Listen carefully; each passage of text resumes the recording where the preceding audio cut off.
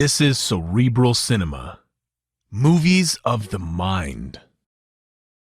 Nick Carter, Master Detective.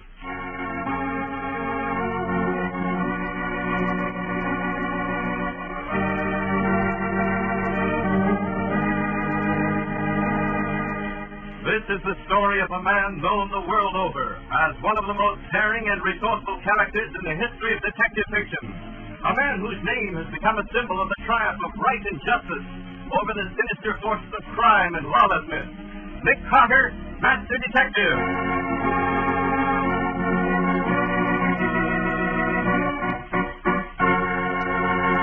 Today's exciting case, Nick's search for the murderer who placed Adolf Hitler's brand on the jaw of a dead man. The body in the ice. There are many strange customs throughout the world, but perhaps the strangest is that of the Arctic Club. You've seen the Arctic Club in action in movies, newspapers, and magazines. In the dead of winter, the members don bathing suits and go for a swim. This morning, with the mercury hovering around 10 above zero, a shivering group of newspapermen gathers on the snow-crusted beach to report the strange activities of the Arctic Club. Okay. Just a few more minutes, folks. I will line up some more pictures. Hold on here. Hey, will a couple of you club members climb up some of that snow and make like you're having a snowball fight? There you go, get a shot at that. You want to finish a big snowball? Yes, just throw the snow, Mr. McGlynn. Well, go McGlynn. With two ends. Yeah, just throw the snow, Mr. McGlynn. Tell them to smile like they're enjoying it. We are enjoying it. This is the healthiest sport in the world. If more people would... Okay, swell. You moving guys finished that? Have the one in the red suit to face the camera. Mr. McGlynn. Face the camera, Mr. McGlynn. Okay. Hey, look, tell him to say something about the club. Hold the mic close up to him somewhere, will you? Yeah, do it over, Joe. You've got our clubs on, make you good contract. Okay. Just talk into this microphone, Mr. McGlynn. Waldo McGlynn with two ends. Hi, everybody. Go ahead, Mr. McGlynn. Okay. Well, my friends and me started the Arctic Club in 1910. Now, the 50th of every month, rain or shine, we meet and take a dip in the health-giving waters of the ocean. It's easy in the summertime, but in the winter, like now, when it's below freezing, you take plenty of intentional fortitude. A daily swim in the winter is the best way to fight off colds, flu, grip, pneumonia, and... All right. That's come on. Then let's get the swimming shot started. Mr.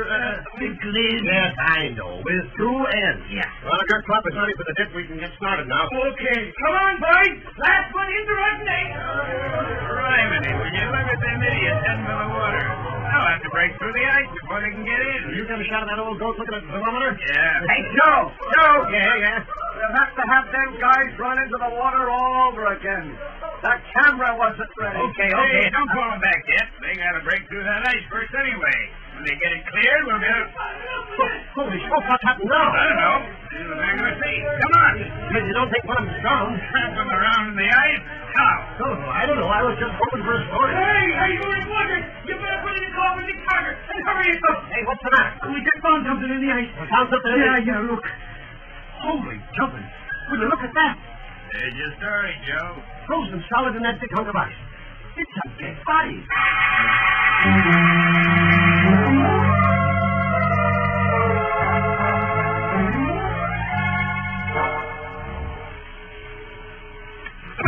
Nick Carter's office, Nancy Bowen speaking. Nancy, this is Waldo. Where are you, Waldo? You were supposed to report early this morning. Let me talk to Nick, will you? Oh, just a minute. It's Waldo, miss. He wants to talk to you. All right.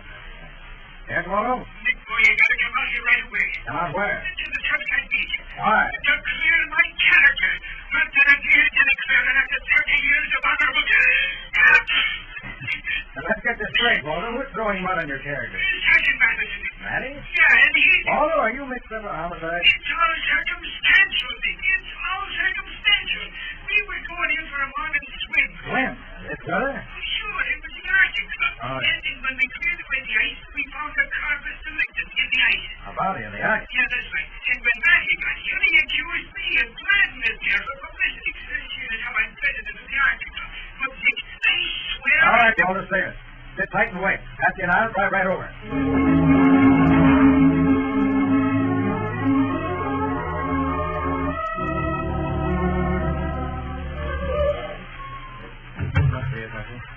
That's the first I've seen out there. Sit down. sounds like a practical joke to me. Me too.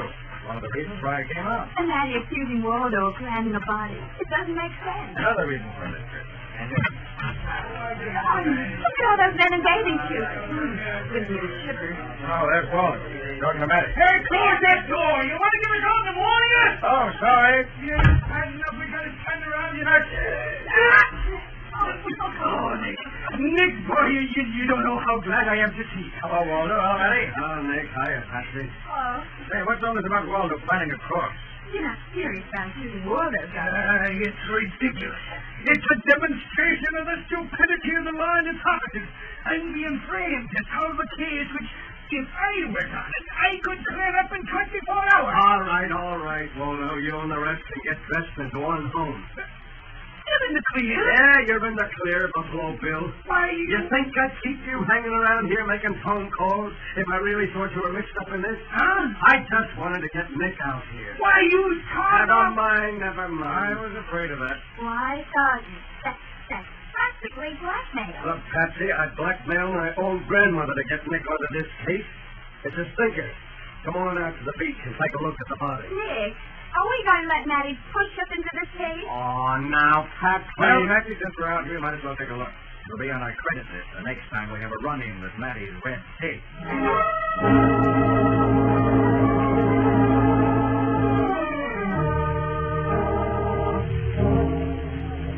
All right, this is it, Nick. We just hauled it a little way up onto the beach. This is the body right now. Frozen solid in a chunk of ground ice. What kind of ice? Ground ice, also known as anchor ice. You can tell because it's granular or porous. In especially cold weather, ice sometimes forms in the bottom of the sea. Becomes thick enough to float large objects to the surface. For instance, sometimes ships that have been anchored have had their anchors float to the surface and have drifted for miles. You mean that's what happened to this guy? I do. His body was lying on the ocean bottom, held down by that weight around his waist. But, Nick, that means he was murdered. Yes, of course it does. While he was on the bottom, ground ice formed and finally buoyed him up. What do you know? Now, let's have that pickaxe, Matty. Yes. We'll crack all the ice we can off the body, melt the rest off so we can just see what happened to him. All right, here. Nick, thanks. It'll be a long job, but it's got to be done.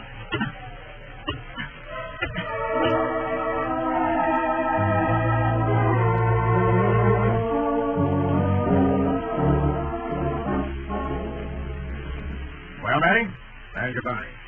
Clear enough now of what happened. Yeah, I'll say. Hey, would you look at the right side of that guy's head?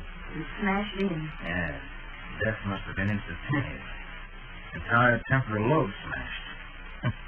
Jaw broken, too. Yeah, must have been quite a fight. Yeah, very likely. What's this? What is it, Nick? Bruise in the side of his chin. Oh, naturally, he must have been slugged there if his jaw was broken. And we'll take a close look at that bruise. Huh? It is a swastika. That's what it is. Why, Evidently the impression of a ring. Matty, will you tell me who wears a Nazi ring in this country? Maybe an ex-soldier, civilian. Yeah, possibly.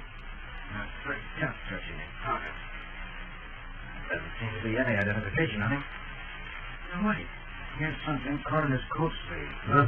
it's a piece of rotten wood with a nail in it. Probably came off the ocean bottom with him. Looks like the slat of a lobster pot to me. Ah, this is luck. Hey, there's letters on it. Yeah, it's burned on pretty crudely. Evidently the fisherman was marking his lobster pot. Let's see. There's an E. E. That's an L. Well, yeah. Last two letters of the name. Then D-E-L. D? Yeah, D. R. Can't make out the rest. No. Oh, yes. Yes, of course. Belgrade, small town about 30 miles up the coast. You mean this corpse stretches 30 miles? I do? All right, Matty. There are your facts. Unidentified man was killed in the fight by someone wearing a Nazi ring. Was weighted down and dumped into the sea near Belgrade. Ground ice floated him up and down here. There's your case. Come on, Patsy. Yeah. Oh, now, look, Nick, you're not walking out on me. Leaving me with this mess. I certainly am. But it's murder, Nick. You can't just go home and forget Who said anything about going home? Patsy and I are going up to Belgrade to find out who wears Nazi rings.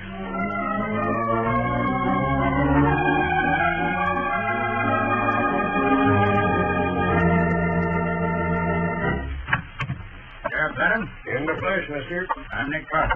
This is Miss Patsy Bowen, my secretary. Carter? I don't know as how I recollect the name. We've ever met. I'm a detective.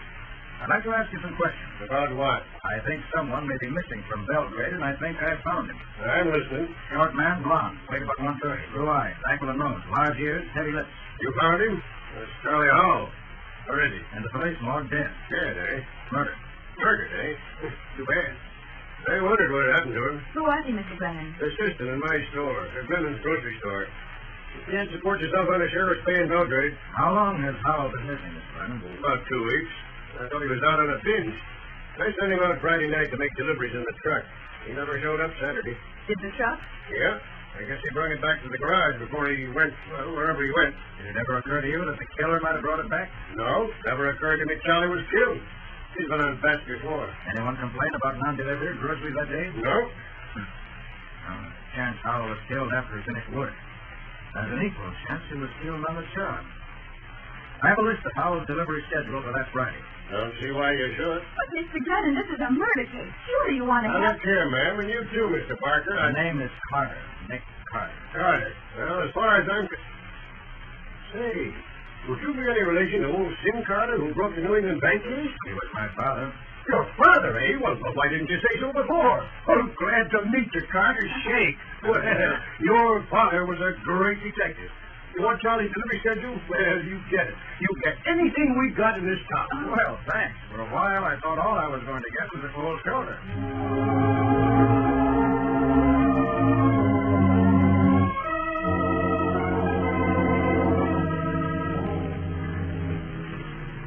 It's getting dark, Nick. Yeah, I think it's going to snow. maybe.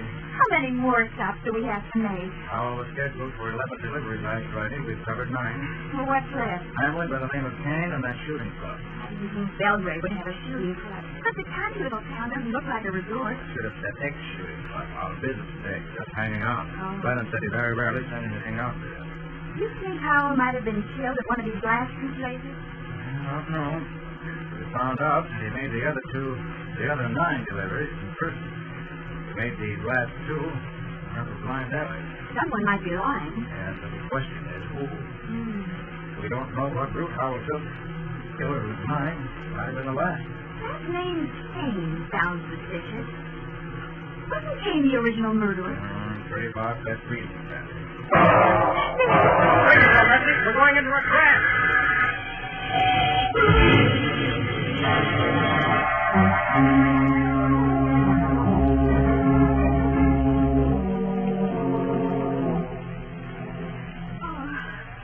You all right, Nancy? I guess so.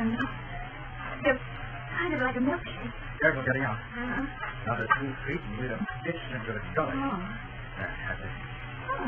Started to hail. Yeah, now let's see. Both rear tires shot away. Nice shooting. Hard self didn't damage so much, though, luckily. Oh, who's going to wreck us like this? Someone who doesn't want the Howell case followed. I nominate the killer offhand. The guy with the swastika ring? Well, do you think we went back, we could locate him? I doubt it. That'll be gone. Too dark to look for him.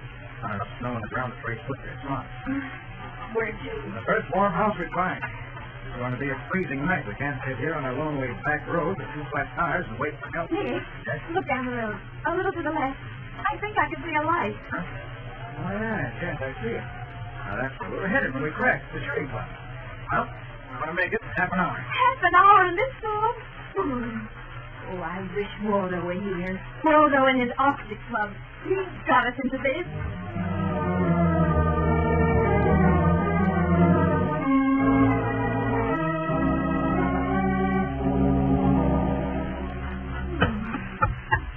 Made it at last.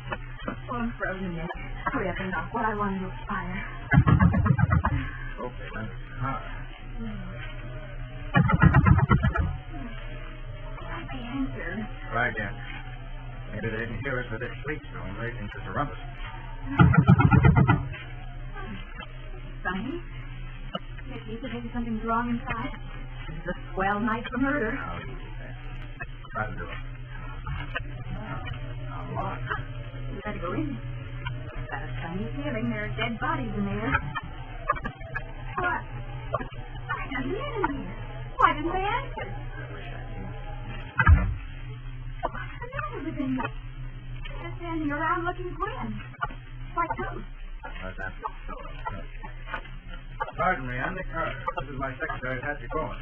Our car cracked up outside and... He didn't even notice you, Nick. He just walked by. Will one of you gentlemen be good enough to answer? Please, gentlemen. If this is a joke, we're not having any. Will you please answer? Will you at least indicate that you're alive? Will you say something? Anything! Madam, don't shout. Oh, laugh. The boys in the silence. I'm sorry, I didn't hear you come in. I was in the rear of the club. But my name is Adams, secretary of the organization. You're the famous Nick Carter, aren't you? Yes, from my few pictures. And this lady? Miss Bourne, my secretary. What kind of a club is this, Mr. Adams? Why does everyone ignore us? It's something of a paradox, Miss Bourne. It's a new idea, recently formulated. This is a club for antisocial men. Antisocial, huh? They formed a club? Precisely. All our members are men who desire the sporting advantages of the club, but fear the social drawbacks. They formed this organization for that purpose. There's a strict club rule against all conversation, laughter, entertainment, women. Well, I object to that. And I'm sorry to say against visitors. What? I shall have to ask you to leave, Mr. Carter. Dear Adams, I came here to ask you some questions. If you will make an appointment for tomorrow, I shall be happy to meet you in Belgrade. You must leave now. But can you at least lend us a car, or is it smashed? Sorry. May we telephone for help? There is no telephone. This way out, Mr. Carter. What a mean thing. I'm sure you understand my position. Good night, Mr. Carter and Miss Boyd. This doesn't beat anything I've ever heard of. Oh, what do we do now? Walk. Come on. You'll freeze to death. No, we won't. Look up. Up where? By the corner of the clubhouse. Are those telephone wires? They are. And a hunch Adams was lying about the phone. I know he was lying about the rest. Quick now. Better up around the back of the house. Nick, what are you talking about? Howell's murder. He was killed here. How do you know? One of those so-called antisocial club members was wearing a swastika ring. Are you sure? There was a man in the shooting jacket who passed that.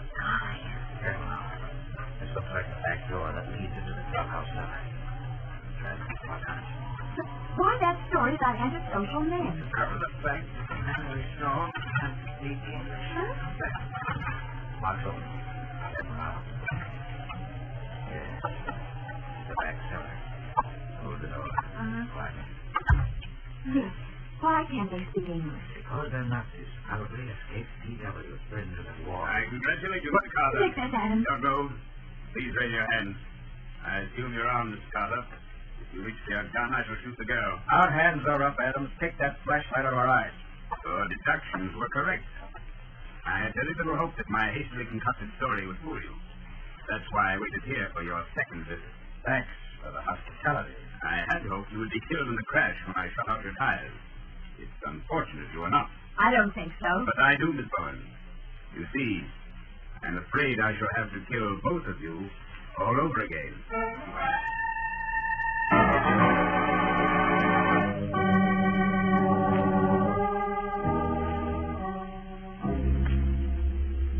It's getting light out, Nick. What time is it? 6 o'clock. We've been locked up here all night. What's the idea? Adam said he was going to kill us, didn't he? Yes? So why wait? What is this? Refined Gnostic torture? I don't know. Oh, Nick. There's some way out of this mess. Probably. Just gotta find it. Close the door. I think this is it, Nick. Please remain seated. Many years' experience has taught me how to carry a loaded tray in one hand, so convenient when one must carry a loaded gun in the other. There we are. Breakfast. Thanks. We're not hungry. I assure you, the food is not poison. Look here, Adams. What's the game you're playing? You've been threatening murder. Why delay? We're in an extraordinary position, Mr. Carter. As you've already guessed, this is a depot for escaped prisoners of war. Go on. An intense debate is in progress downstairs. Opinion is divided. One school of thought advocates your death immediately. Yes? A spirited opposition wishes to use you as hostages to ensure safe transport back to the mother country. You haven't made up your minds yet? Not yet. I'm going down now. I shall presently return with the final verdict. In the meantime, I would suggest you have breakfast. Thanks. There's only one thing wrong with this meal, Adams. No cigarettes. Very well. You may have my pack. Here. Thank you. Be sure to save the last two for the execution. Hi, Glenn. You don't smoke. I got them for you. I don't smoke either. Well, you're going to now. Light up fast. Start smoking. Start smoking? But why? I'll show you why later. Just smoke as fast as you can and make sure you save all the ashes. Got them on this plate. Right, if you say so, I'll try. Nice going, Bessie. Now, get this window open. The window. 30 feet above ground, we can't jump. There's no way to climb down. Now, that's for those telephone wires. See them? They're strung to the house just alongside our window. Uh-huh. I think I can just about reach them. Careful, Nick. Oh, your cigarette. There, I got it. Now, just get enough flame, roll them up. Good. That's slack. Here, take hold of it, Bessie. I've got him. Good. Now, Adam's left me my pocket knife. Scrape the insulation off these wires. What good will that do? Whether there's a bone on this line or not, it's connected to the set and lockers. And every time we cut these two bare wires together, we complete the circuit. The light flashes with a telephone switchboard. We can send the operator a code signal by means of those flashes. I get it. There, now. Now let's start that. S. O.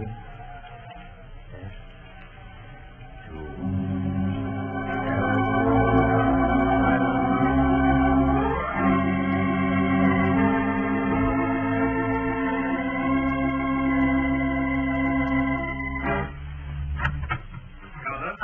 Is bad news, Nick. The gentlemen below have reached a decision. And what did they decide? After 30 minutes spirited debating, it has been decided to kill you at once. Thanks. The gentlemen are waiting in the cellar. Take place there. The graves are being dug now. I more or less expected it. Well, Mr. Adams, I've taken your advice. This is my last cigarette, saved for the execution. I'm so happy you received the news with equanimity, Mr. Carter. I assure you that Oh, wait, Patsy! Now, that is done. Come on, Patsy. Right. Adams is out cold. Now's the time for us to duplicate the process. While his gentle playmates are digging our graves in the cellar, we're going out into the cold world.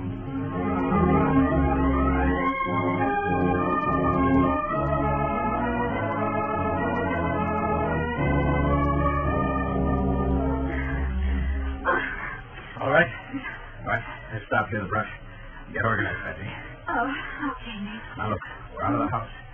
We're not out of danger yet. We've only got one gun. And there are at least 12 men with a whole arsenal. Well, what do we do? Keep moving. We've got to play cat and mouse with them until there's some response to our SOS. We can't let these Nazis kill us, but we can't lose contact with them. We've got to hold on and wait for reinforcements. Well, how do we play cat and mouse? The sleet storm has left enough half-frozen slush on the ground for a footprint. We're going to leave a trail they can follow. Come on. Will they follow us? They'll follow, all right. That's why I didn't take Adams with us. I want him to lead the chase.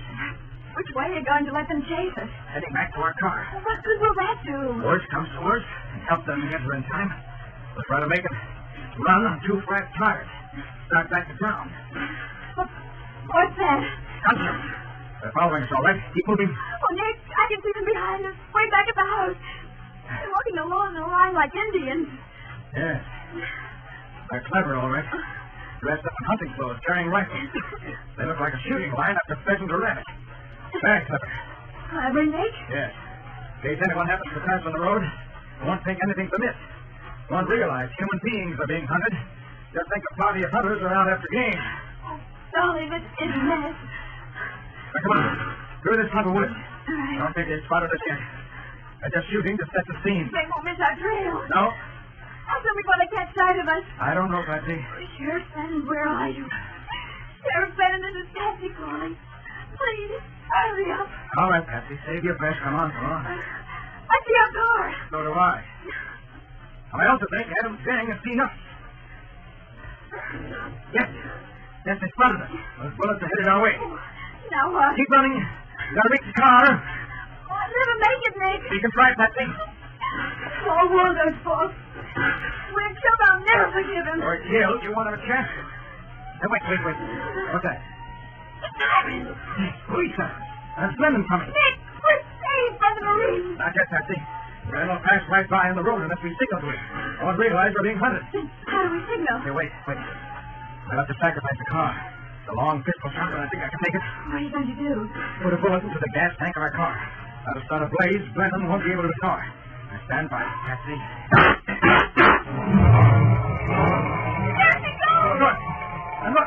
Brennan, stopping to investigate. We've got the reinforcements we need, Patsy. Adams Club members are really going to be antisocial from now on, back in a prisoner of war camp.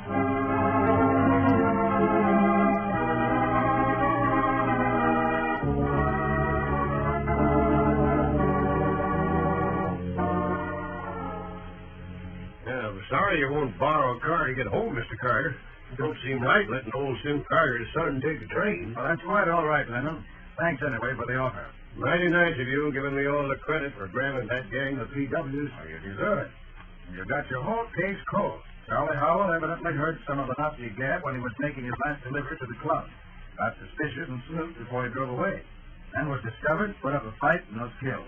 Adams dumped his body in Belgrade Bay when he drove the truck back to the garage. But what about Adam shooting at our cottage? How do you know we were coming? Well, Patsy, Adams must have been in Mr. Glennon's grocery store when we were going over Howell's delivery schedule. Uh-huh. Realized we were on the trail and tried to stop us. Well, he sure didn't, Mr. Carter. And you sure put the sheriff of Belgrade on the map. Well, as far as that goes, Patsy and I might have been off the map permanently. You hadn't answered my SOS the instant the phone company reported it. Well, what happened back at the country club? How did you get away from Adams? Oh, that. Why, Patsy was the one who put Adams out of the way. By smoking 11 cigarettes in half an hour. Oh, that don't make sense, Nick. Well, it was an old trick my father taught me. I took the ashes from the cigarettes Patsy smoked and packed them into an empty paper cigarette tube. And then when I pretended to start smoking my last execution cigarette, I simply blew the ashes directly into Adams' eyes. That blinded him so I could take his gun away and knock him out. So that was it. What a boss to work for, Sheriff Glennon. A trick in every pocket and 100 up his sleeve. Mr. Carter, I got an apology to make to you. I once said you were the son of the famous Sim Carter. Well, I take it back. Sim Carter's the father of the famous Nick Carter.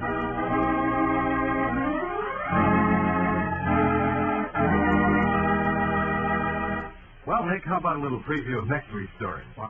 Cerebral Cinema hopes you have enjoyed this movie of the mind.